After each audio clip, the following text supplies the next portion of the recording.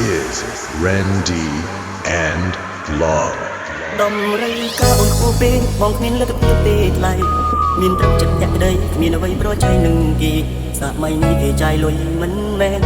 ចាយបេះដូងស្មោះទេគ្មានន័យគេប្រសាការនេះលោត្រូវចិត្តអូនហើយមែនទេបើសម្រាប់ចិនចាក់ចិនទៅបងនឹងជួយរីរៃព្រោះដើមក៏ពីមកអូនទេរួមមិននឹងស្មាបងគ្មានសំភារៈនិយមលយដូតគេអ្នកម្នាក់ថាខ្ញុំប្រើអូប៉ូមើលខ្លួនឯងទៅមនុស្សថត iPhone តែប៉ុណ្្នឹងឲ្យមើលថាប្រើអូប៉ូទៀត